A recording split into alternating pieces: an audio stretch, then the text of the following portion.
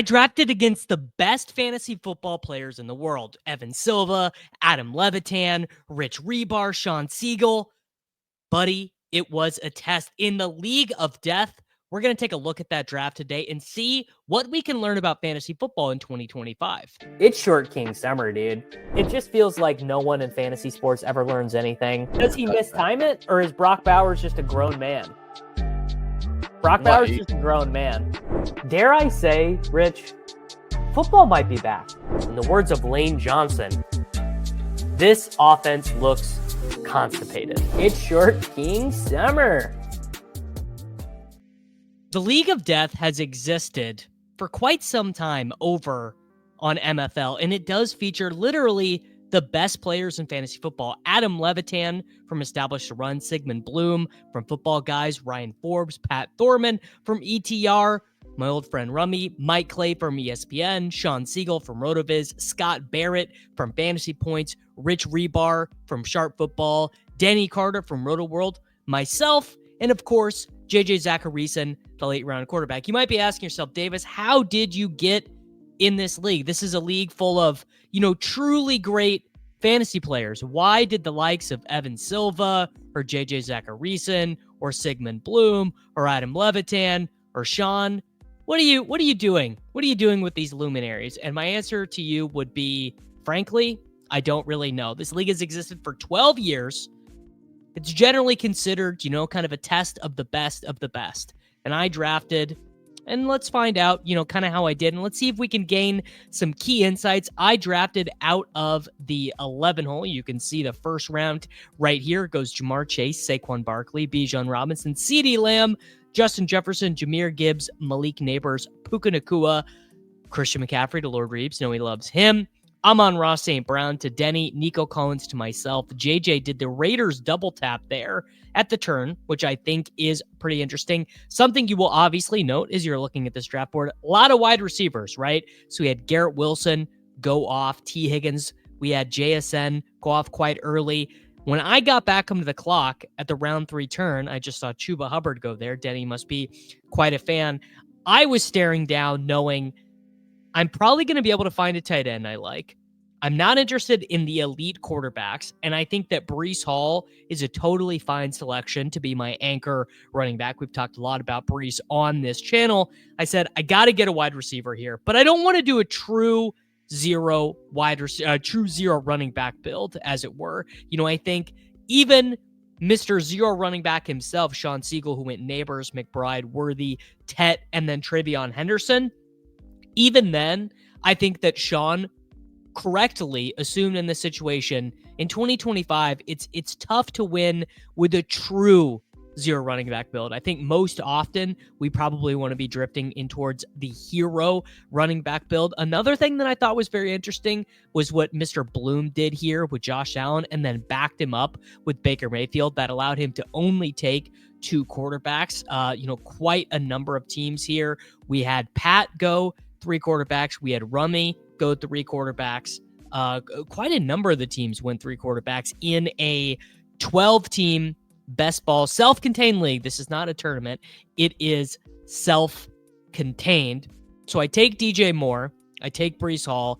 In between the time that I went, frankly, I kind of think DJ Moore and Chris Godwin are in a relatively flat tier of wide receiver. Daniels went, Hurts went, Burrow went, Allen went, Lamar went. But my running back queue got absolutely decimated. I would have loved to have taken Harvey right here. I would have loved to have taken Henderson. I probably would have even loved to take Kenneth Walker or Marion Hampton. I do take Chris Godwin, and then I was very much hoping to get Jalen Waddle, and maybe I would have even done this in reverse. I would have taken Juwan Jennings as well. Maybe a little bit of bad strategy there by me, but I already have DJ Moore, and I figure if I take Rome Odunze, one, I do really, really want Caleb Williams in this league. So I was able to, increase my odds of getting Caleb Williams by taking both of the Bears players. By this stage, I'm definitely behind at running back, sitting here in the 11 hole on the right side of the board. Really, I think I ran pretty hot here. We got the likes of Pearsall out of the way. Cooper Kupp went pretty early to Mike Clay. Keon Coleman went at wide receiver 43. That's a lot higher than he is on Underdog.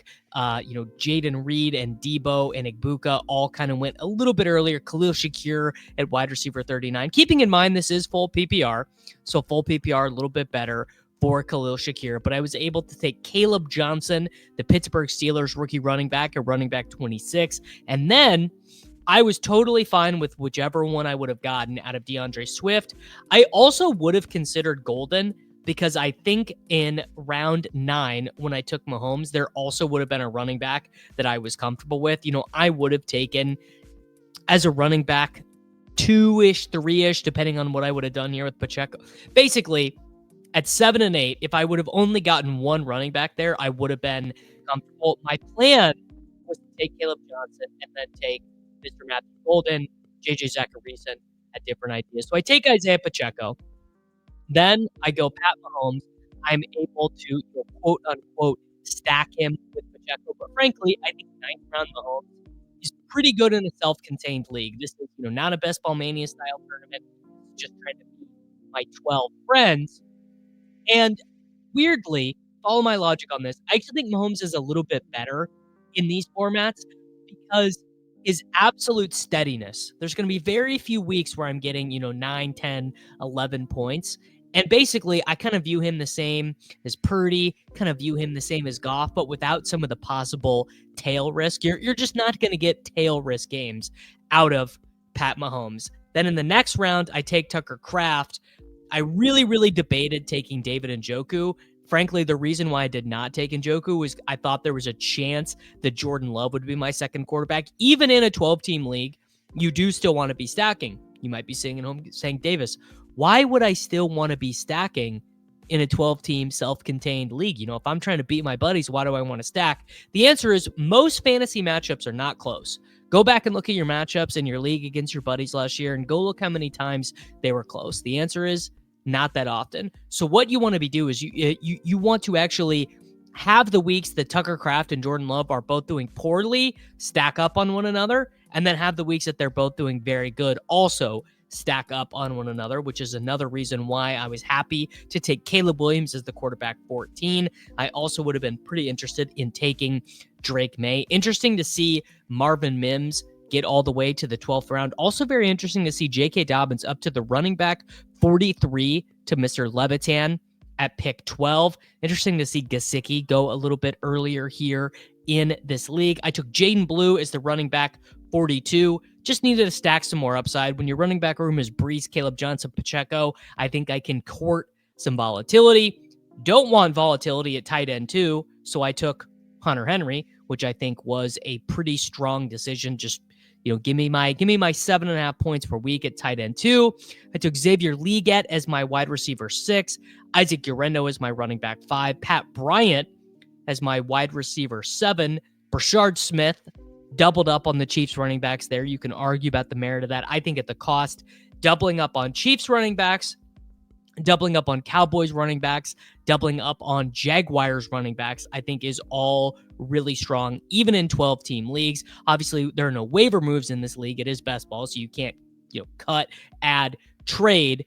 But even in a league where you can't cut, add, and trade, it kind of makes it even better. Take 2 Chiefs running backs if we want. We could toss Brashard Smith on the trash pile. I took 2 defenses instead of 3. You'll see at the end here, a lot of these teams did, in these 20-team leagues, did take 3 defenses.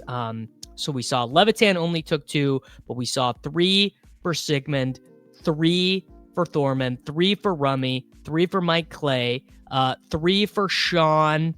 And so about 50% of the league took 3 defenses, and I could really see it either way. I mean, I took Elijah Moore at pick 84, actually took him over Dontavian Wicks, who was the other guy that I was thinking about. Is it hard to say? Did I make the right decision? I'm not really that sure if I made the right decision. I think that I probably did. So at the end of the day, this was my final team. I took Nico Collins, Brian Thomas Jr., DJ Moore, Breece Hall, Chris Godwin, Roma Dunze, Caleb Johnson, Isaiah Pacheco, Mahomes, Tucker, Kraft, Caleb Williams, Jaden Blue, Hunter Henry, Xavier Leggett, Isaac Urendo, Pat Bryant, Brashard Smith.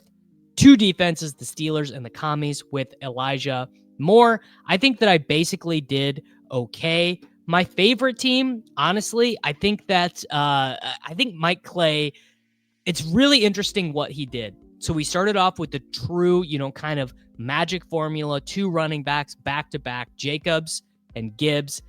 Mega ceiling with Tyreek, elite quarterback with Jaden Daniels, goes strength on strength with Ken Walker, then adds in Laporta. I thought that Laporta decision from him over kind of the rest of these wide receivers, over Olave, over Jacoby Myers, over Jaden Reed, I thought that was pretty interesting.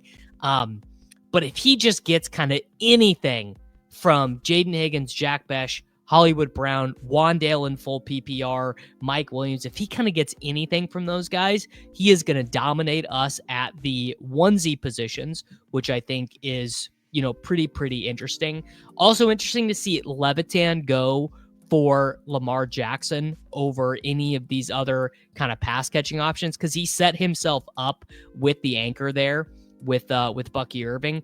I really thought we would kind of get, a true 0 running back build in there. But like I said, this league is generally very, very wide receiver hungry. Shawn pushed it the most, going Neighbors, McBride, takes Worthy as the wide receiver 18, ahead of Mike Evans, ahead of Marvin Harrison Jr., Tet McMillan. Then he goes Travion Henderson as his running back 1. Doesn't take another running back until ETN. Strength on strength with Burden. Only does 2 quarterbacks. I tell you, I definitely would have done 3 quarterbacks with his build. Then adds in Trey Benson, Dylan Sampson, DJ Giddens, and Jarquez Hunter. Not exactly how I would have done it, but I really do like the way he approached it. I think probably my favorite team, if I had to really choose one, would be over here on the right corner, and it would, of course, be, isn't it always going to be JJ? Isn't it always going to be Mr. Late Round Quarterback over here, where he goes with Ashton Genty and Brock Bowers? In a 12-team league, I actually don't hate doing the Raiders stack. Don't love the individual selection of Terry McLaurin, but I think structurally, setting yourself up with Genty as your hero, then you have Jennings and Waddle, 2 picks I really like. DeAndre Swift, who is a perfectly cromulent running back 2. Matthew Golden, Trey Harris, then adds on Tracy, Javonte Gross, Tootin, we're in. He goes 3 quarterbacks, which I think is pretty strong. Waits all the way for his second tight end to Tyler Higbee, basically saying, if Brock Bowers doesn't do it, then no one's going to do it.